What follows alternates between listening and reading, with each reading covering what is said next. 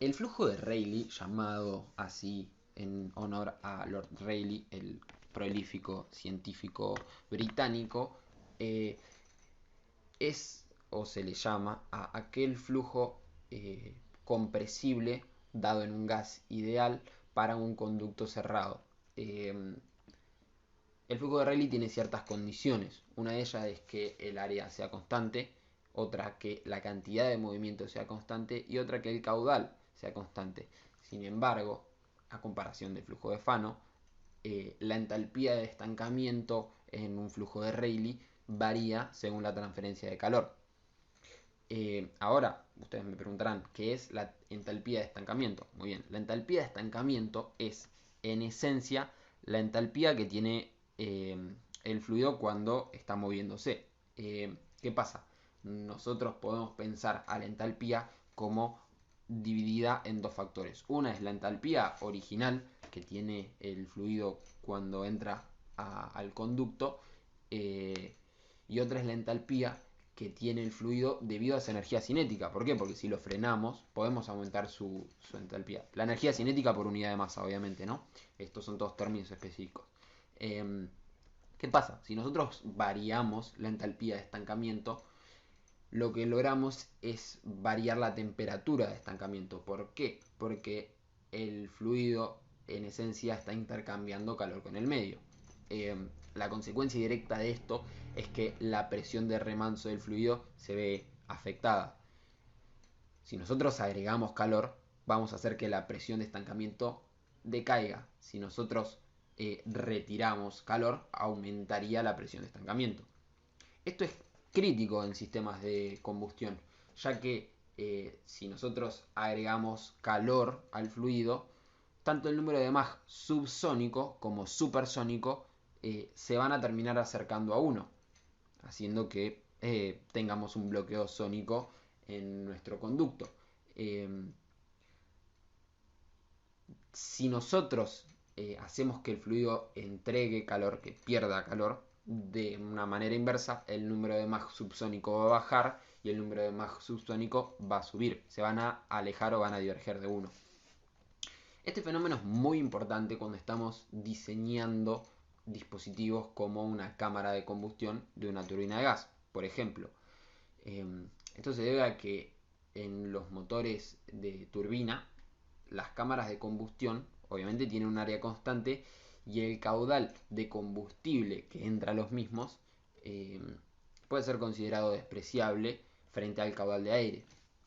Esto es importante porque lo que nos indica es que el aire en una cámara de combustión puede ser aproximado a un gas ideal de una manera bastante cierta, sin incurrir en mucho error.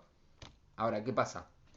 Si nuestro número de Mach se vuelve sónico, tendremos una onda de choque dentro de la cámara de combustión. Y como vimos anteriormente, lo que nos causa esto es que el flujo se bloquee. Eh, si el flujo se bloquea, nos topamos con una barrera del caudal que puede tomar la cámara de combustión. Cuando la cámara de combustión se topa con una barrera en el caudal que puede circular, en ella efectivamente lo que estamos logrando es que el flujo que circula por el motor se tope con una barrera, y cuando no circula flujo suficiente el motor no entrega el empuje de diseño. Entonces, como vemos, se puede usar el modelo de flujo de Rayleigh para realizar, por ejemplo, un diseño inicial de una cámara de combustión de un motor turbina. Ahora, vamos a proceder a realizar una descripción física del fenómeno, ¿no?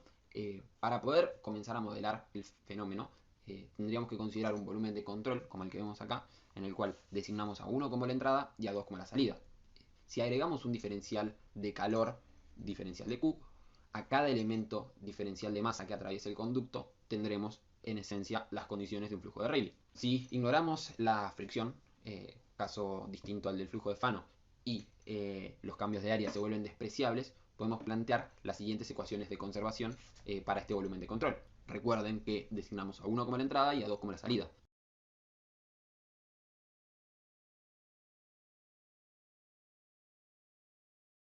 Esta última ecuación puede ser reescrita en función del caudal másico por unidad de área.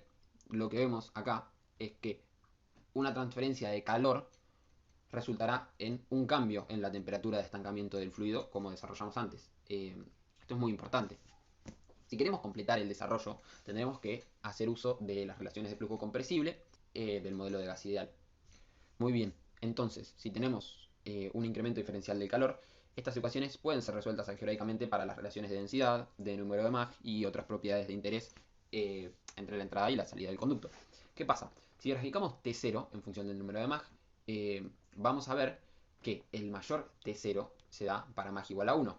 En procesos de enfriamiento o de calentamiento podemos encontrar una temperatura máxima para un número de Mach distinto de 1, pero siempre el límite se da para Mach igual a 1. Nuestra condición límite o de interés es que el número de Mach nunca supere la unidad en todo el conducto. ¿Por qué? Porque si el número de Mach supera la unidad en el conducto, tendremos efectivamente un bloqueo sónico. Entonces, podríamos plantear todas las ecuaciones en función de las propiedades de referencia del fluido, como estamos haciendo, y decir entonces que a la salida el Mach es sónico y que a la entrada nuestro número de Mach es desconocido. Y así escribimos las ecuaciones de conservación. Para poder ahorrar tiempo y simplificarnos el trabajo, quien da esta presentación desarrolló una pequeña calculadora que a partir de una condición dada obtiene los valores de referencia. Esto es muy importante porque, como dijimos antes, si tenemos el estado inicial completo y la condición de referencia, es trivial obtener el estado final. Es importante decir que esta calculadora debe ser usada con cuidado, ya que si bien ahorra tiempo y trabajo, la especial importancia está dada en comprender los principios físicos que gobiernan al flujo compresible. Volviendo a las ecuaciones de conservación, y en especial a la primera, si las observamos con atención, se puede ver como consecuencia directa de este fenómeno físico que la temperatura máxima de estancamiento corresponde a T0 asterisco. ¿Por qué? Porque para una temperatura mayor la salida se bloquea. Esto efectivamente lo que limita es el calor específico que tiene la mezcla o el fluido cuando entra a la cámara de combustión. Y dirán, ¿por qué es esto tan importante? Porque lo que limita el calor específico que tiene la mezcla es el ratio de mezcla. Cuanto agrego más combustible, mayor es el calor específico que va a tener la mezcla. Entonces, si hay un límite en el calor específico que puede entrar a una cámara de combustión, hay un límite en el ratio de mezcla que puede tomar la cámara de combustión. En esencia, nosotros podríamos aumentar el radio de mezcla haciendo que la velocidad de salida se aproxime a la condición sónica, pero hasta cierto punto, porque si nosotros nos topamos con la condición sónica, por más que agreguemos combustible a la mezcla, la salida va a ser la misma. ¿Por qué? Porque está bloqueada. Esto es muy importante, muy importante en el diseño y en la operación de turbinas de gas. También podemos mencionar que si se trata de una turbina de gas clásica de ciclo Brayton, la temperatura máxima que alcanza el fluido en la cámara de combustión tiene un impacto directo por sobre el rendimiento del motor. Nosotros, si recordamos cómo está dado un ciclo Brayton, dibujado aquí, vemos que a mayor temperatura, mayor será el área que ocupa el ciclo y por lo tanto mayor será su rendimiento. Es de especial interés entonces, en aplicaciones de turbinas, que la temperatura crítica sea lo más alta posible. ¿Qué pasa? Esto obviamente tiene limitaciones. Nosotros no podríamos elevar la temperatura hasta los límites a los que quisiésemos porque hay cuestiones constructivas, le hace la temperatura a la que fluye el metal, que imponen un límite. Para integrar y ejemplificar todos estos conceptos, vamos a resolver un ejercicio simple. Imaginen que tenemos un avión comercial, un Airbus A320, propulsado por dos motores turbofan, trasladándose a una velocidad crucero de 250 metros por segundo, que creo que serán 900 km por hora respecto del suelo. El avión vuela a un nivel de vuelo flight level 370 y sabemos que por las condiciones en las que trabaja el motor, el aire que ingresa a la cámara de combustión de los motores se expande y se frena, reduciendo su velocidad hasta un 40% de la velocidad inicial y aumentando la presión 10 veces. Lo que provoca esta compresión es que la temperatura del aire se duplique respecto a la temperatura atmosférica. ¿Qué pasa? Estos motores utilizan combustible del tipo Jet Fuel A, que tiene una energía específica, como dice aquí, de 43 megajoules por kilogramo. Por cada kilo de combustible entran a la cámara de combustión 43 kilos de aire. Si consideramos despreciable las masas del combustible y las relaciones de gas ideal son las del aire, podemos calcular entonces las propiedades de salida, le hace presión, velocidad y temperatura, y qué tan concentrada debería estar la mezcla para bloquear la salida del combustible. Si el aire ingresa a 250 metros por segundo al motor y la velocidad que entra a la cámara de combustión es el 20% de la velocidad original, podemos pensar que la cámara ingresa a 100 metros sobre segundo a la cámara de combustión. Para un nivel de vuelo flight level 370, que indica 37.000 pies de altura o 11.300 metros, como quieran pensarlo, la presión, según una tabla de atmósfera estándar, es de 21 kilopascales, la temperatura es de 215 kelvins, y si multiplicamos la relación de presiones vamos a obtener una presión en la cámara de combustión de 210 kilopascales y una temperatura en la cámara de combustión de 430 kelvins. Teniendo estos datos podemos ya calcular la temperatura de estancamiento inicial, y como sabemos que el cambio en la temperatura de estancamiento está dado por el calor específico que ingresa a la cámara de combustión, podemos calcular así la temperatura de estancamiento que tendremos a la salida de la cámara de combustión. Si deseamos despejar la temperatura crítica de estancamiento, vamos a necesitar saber cuál es el número de Mach a la entrada. Recordando cómo calcular el número de Mach a la entrada, basta con calcular la velocidad del sonido en el medio y saber la velocidad del fluido, ¿no? Si calculamos la velocidad del sonido en el medio, nos da que es de 415 metros sobre segundo, por lo tanto, teniendo una velocidad de 100 metros sobre segundo, obtenemos que el número de Mach a la entrada es de 0,24. Si vamos de vuelta a la ecuación de temperatura crítica de estancamiento, podemos despejar la temperatura crítica de estancamiento. Ahora, lo que podemos hacer es despejar T0 crítico, obteniendo T0 en la entrada y la relación, y nos da que tiene un valor de 1790 Kelvin. ¿Qué pasa? Con T0 crítico de 1790 Kelvin podemos calcular esta misma relación para el T0 de salida, y si tenemos el T0 de salida podemos despejar el número de Mach a la salida, que resulta ser de 0.6 aproximadamente. Si tenemos esta información podremos simplemente ingresar estos datos a la calculadora, como lo hago ahora, y obtener de forma más ordenada los datos críticos de entrada y de salida.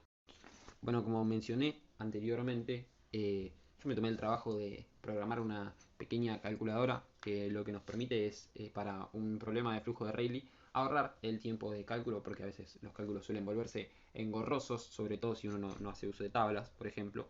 Y nada, entrega resultados exactos sin la necesidad de interpolar o tomarnos trabajos molestos. Entonces, bueno, podemos resolver este problema de una forma muy simple. Si nosotros queremos caracterizar tanto la entrada como la salida, basta simplemente con el número de Mach que mostramos cómo calcular antes en el problema. Entonces podemos simplemente ingresar el número de Mach, copiarlo, ponerlo en la calculadora, y la calculadora, como verán, ya nos da todas las relaciones entre las temperaturas, las velocidades y las presiones. Por motivos de simplicidad hicimos una tablita. Como verán, puedo repetir lo mismo para el estado de salida y van a ver que obtengo temperaturas, presiones y velocidades a la salida, y así simplemente se caracteriza el estado de salida correspondiente. Es válido mencionar que si hubiésemos hecho los pasos anteriores con la calculadora, nos podríamos haber ahorrado un tiempo de cálculo. Simplemente si tomamos, por ejemplo, T02 con el T0 crítico y entramos a la calculadora, podemos bajar la pestaña acá y seleccionar T0 con respecto a T crítico. Nosotros sabemos que obviamente la solución es subsónica porque no tenemos bloqueada la cámara de combustión. Pero si ingresamos T0 en respecto a T0 subcrítico y calculamos, acá un punto, no sean como yo, no se confundan, vamos a obtener el mismo número de Mach a la salida que obteníamos calculando de forma analítica. Con esto nos podemos armar una tabla como la siguiente y de esta manera calcular el estado de salida. Con estas relaciones podemos despejar que la velocidad de salida es de 429 metros sobre segundo, la presión de salida de 154 kilopascales y la temperatura de salida de 1370 kelvin. Ahora, para el último inciso del problema, vamos a calcular cuánto calor habría que agregarle para que la salida se bloquee. ¿Qué pasa? Nosotros sabemos que la condición límite será T0 asterisco. Por lo tanto, tendríamos que agregar calor de manera que T02 se transforme en T0 asterisco. Tendremos la siguiente ecuación, entonces. ¿Qué pasa? Para que la mezcla se sature al punto de bloquear la salida, la energía específica de la mezcla deberá ser de 1.37 megajoules por kilogramo. Como sabemos que el combustible tiene una energía específica de 43 megajoules por kilogramo, el radio máximo de aire entre combustible va a ser de 31.4 aproximadamente. Esto nos indica que podemos ingresar una unidad de combustible por cada 31 unidades de aire.